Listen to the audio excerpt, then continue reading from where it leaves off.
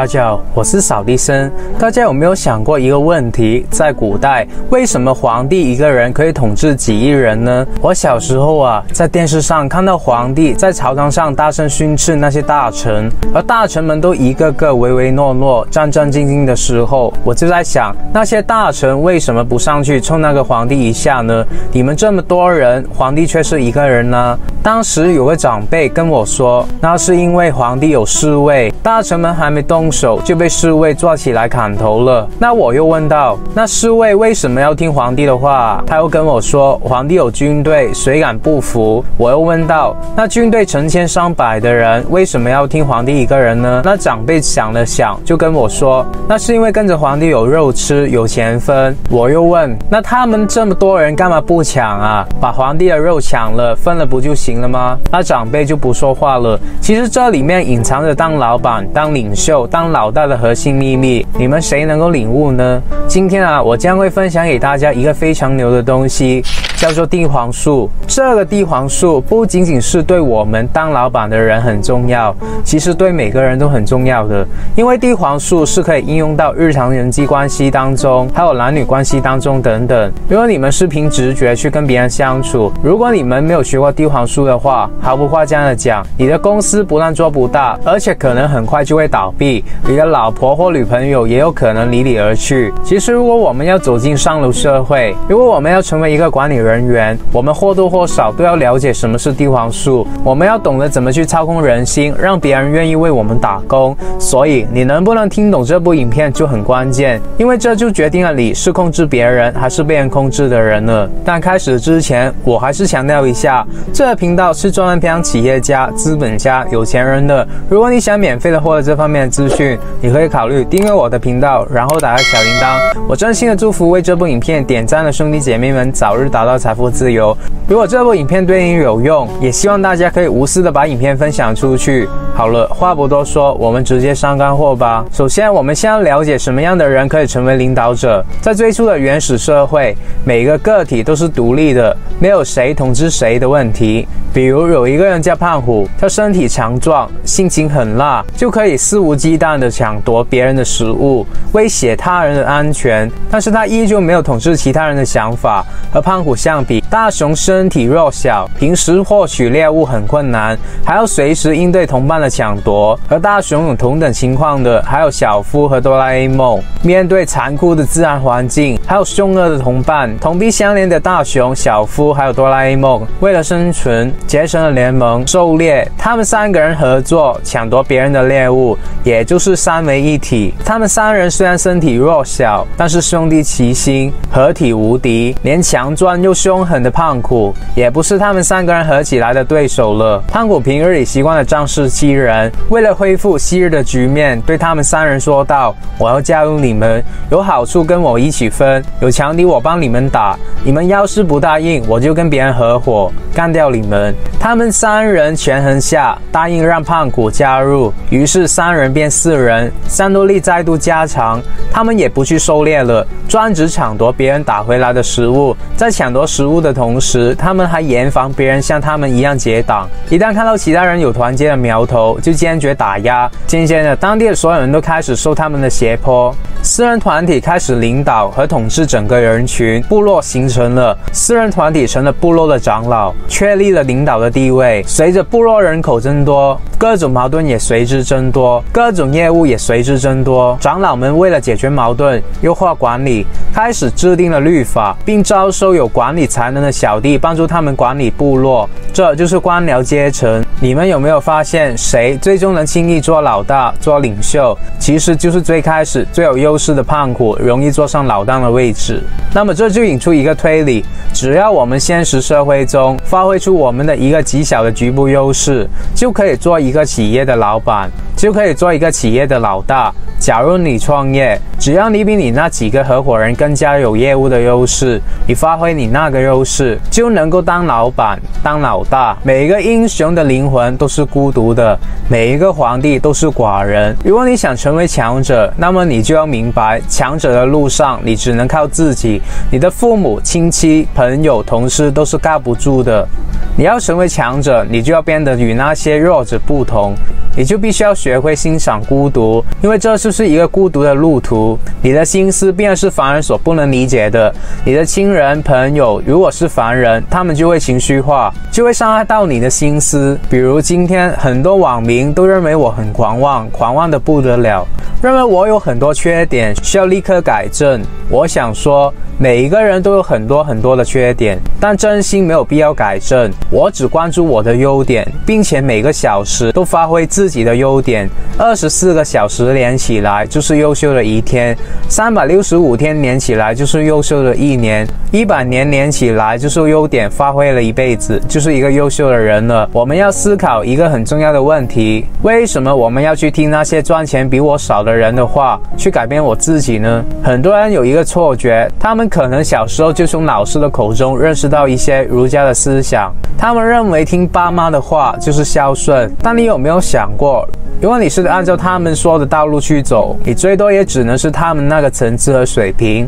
也就是说，如果你的爸妈是个穷人，你听他们的话去发展，你也只能发展成和他们同一个层次的穷人。幸运的话，最多可以发展成一个中产阶级。虽然你的父母肯定也是爱你的，也是为你好的，也是为你铺一条他们认为最好的路，但如果你按照他们为你铺的路去走，你是很难混到一个出头天的。所以如果你爸妈不是一个富人，你听他们的话是没有意思的。真正的孝是要青出于蓝胜于蓝，这样才能对得起你父母对你的栽培。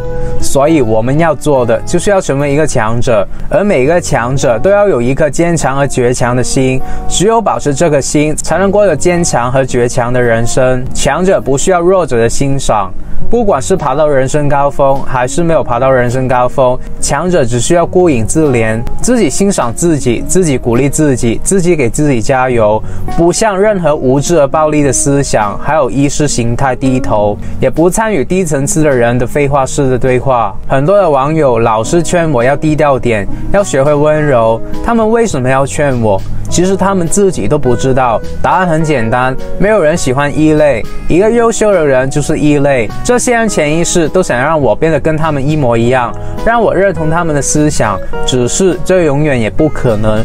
如果我的意识形态和他们一样了，我就再也得不到世人的关注，我就和他们一样过着社会底层的日子。其实很多人本来有一个优秀的梦，心底里本来有一颗成为强者的种子，可是被自己的亲人、朋友甚至另一半用爱的名义抑制了灵魂。我们创业成功者都有一个特质，我们注定是孤独的。我天天分享这些东西出来，就是想聚集相同的人在一起碰撞，能够一起惺惺相惜，让灵魂不再那么孤独。为什么古代的皇帝要把另一个皇帝抓住，很少有马上杀掉的？他们总要聊上几句，就是因为孤独，也因为惺惺相惜。所以如果你想要成为一个强者，你就必须要摆脱这些普通人思想上的束缚和框架，做这些普通人不会做的事，敢于挑战自己。富爸爸穷爸爸这本书告诉我们，想要摆脱贫穷的无限循环，我们就要从员工和自雇人士进化成企业家和投资者。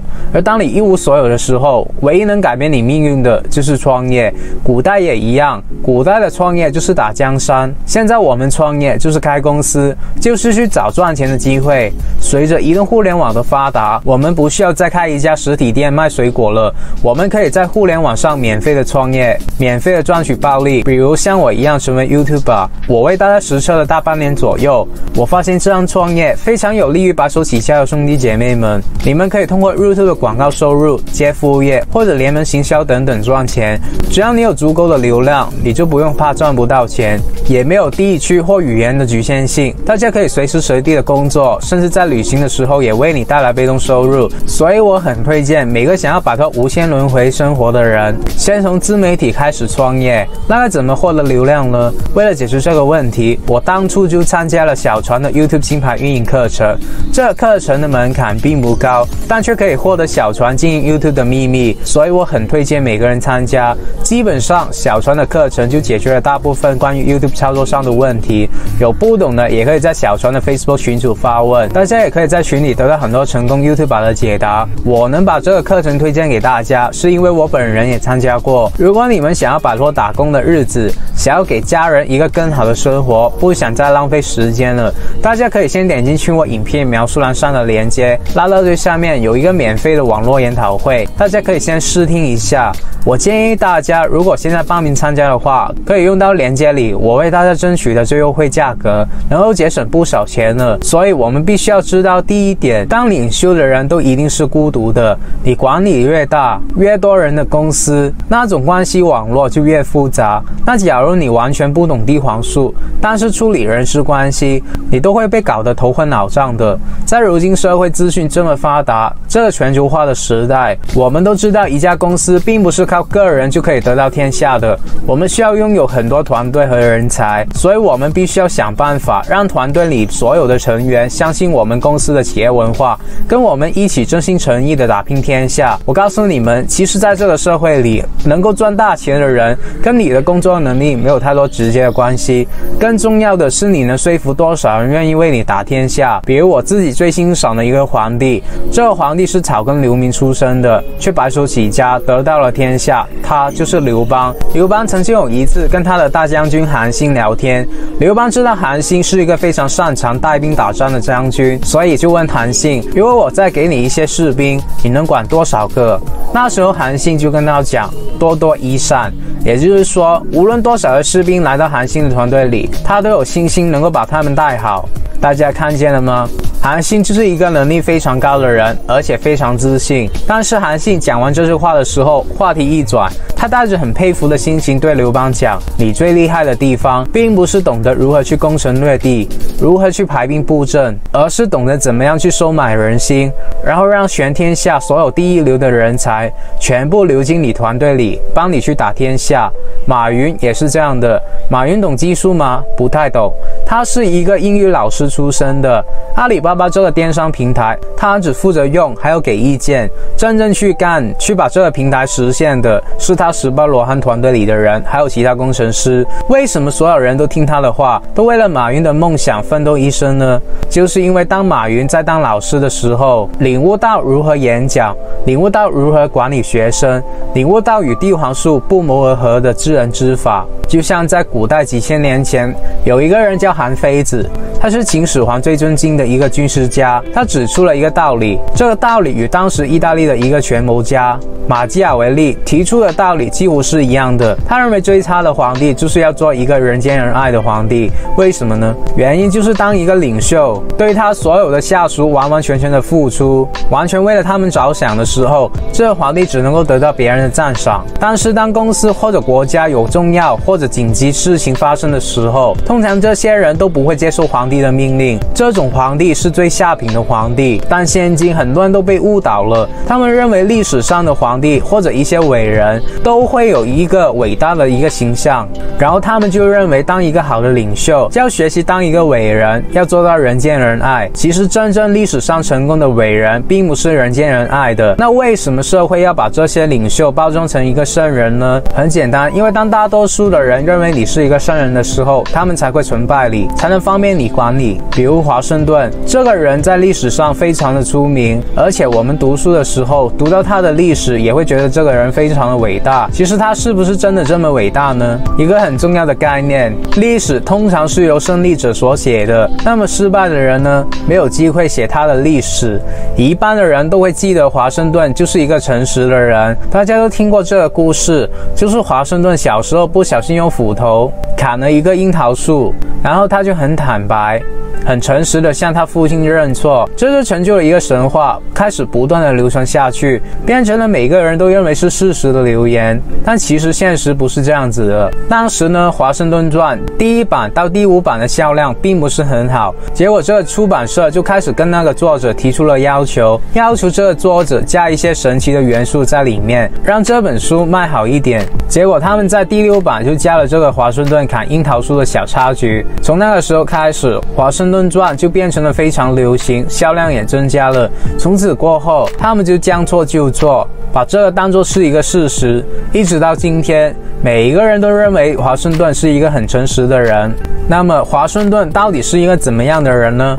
其实有读过真正美国历史的人都知道，华盛顿是一个很会说谎的人。华盛顿是一个军事家，他其实跟孙子兵法的孙子有一个相同的地方。孙子兵法里面说兵不厌诈，华盛顿也是兵不厌诈的信徒。在他的著作里面写到，打仗的时候不能够让对方知道你在想什么，打仗的时候一定要骗，战争其实就是一场欺骗的游戏，这个才是华盛顿真正的面目。所以历史就好像我们所说的，是由胜利者所写的，而胜利者大多数都是想把自己包装成一个圣人，让其他人去相信自己是一个博爱大众的伟大人物。那么假如各位将来想成为一个老板或者公司的管理层的话，千万要记着，只要你是想做一个人见人爱、人人爱戴的领袖，其实你已经被历史给骗了。你以为那些伟大的人就是博爱的人，你也要学他们博爱。当你跟着这样做的时候，你将来就会发现大量很难解决的管理问题，因为人是犯贱的。当你的公司没有出现问题，当这个市场风平浪静的时候，你对你的下属好是没有问题的，因为你的每一个员工都可以开开心心的工作。但当你的公司有紧急事件出现问题的时候，如果你希望这些员工帮忙，因为你希望这些人支持你，结果你只会得着他们的抗拒，因为这些员工过惯了好日子，他们已经习惯了舒舒服服的工作。当你向他们提出要求的时候，他们就会觉得你在向他们索取，他们甚至会骂你，会离弃你，因为他们觉得你不行了，公司不行了，为什么他们还要干额外的工作？他们为什么要吃这个亏帮你？为什么要和你共度患难？跳槽不更好吗？假如一个皇帝只是人见人爱的话，你知道这个皇帝的品性，你知道他内内外外都是一片的爱心，那么你就不怕得罪他了，你甚至会想办法去侵犯这个人，去试试他的底线，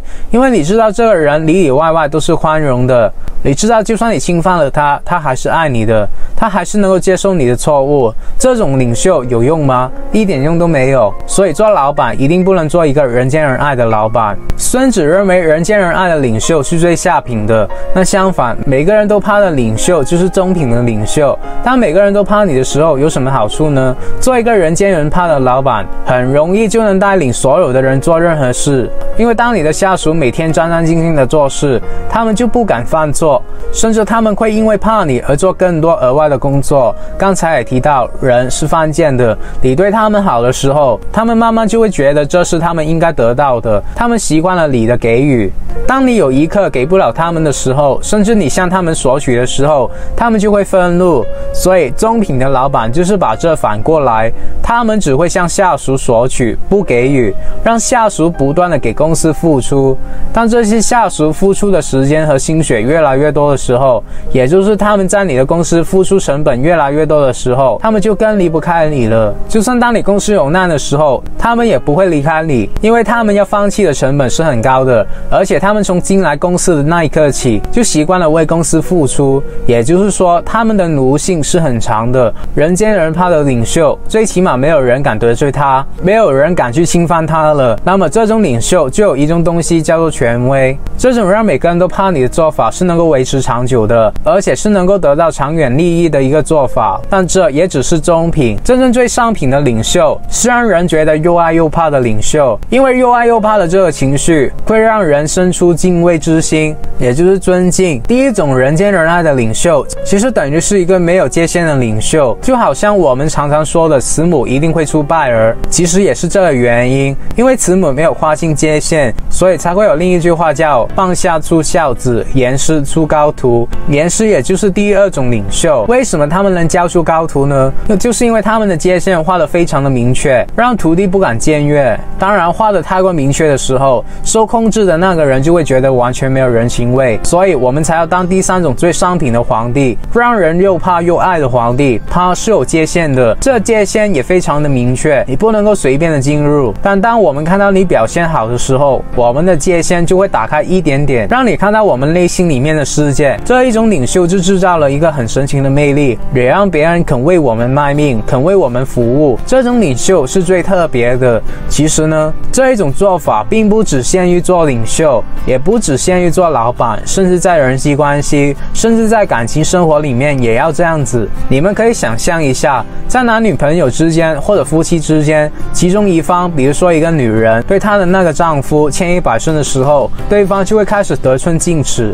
所以现在社会上有一句话是这样形容一个女性的，说她们是渣男体质，容易吸引渣男。其实这也是因为她们没有一个明确的界限。所以在任何一个人际关系里面，包括了夫妻，包括了亲子，包括了朋友，包括了老板和员工，甚至包括了领袖和他的下属，都一定要划清这个界限。这个时候人就会说，我上面所说的地黄术是邪恶的，不是道人向善的。请记着，我们人生中最大的掠夺是对他人智力以及身体的掠夺，接下来才是金钱的掠夺。头脑是最大的监狱。什么是邪，什么是正呢？为什么我们要有正邪的标签呢？我们人就是因为有了很多的框架，于是我们才变成了现在的这个样子。我们活成了自己都很讨厌又看不起的人，我们在不断的推翻自己。但你必须要理解，这个社会是有歹毒的人的。学校的老师只叫你善良，却不叫人这个世界上有歹毒的人。这看害了很多人，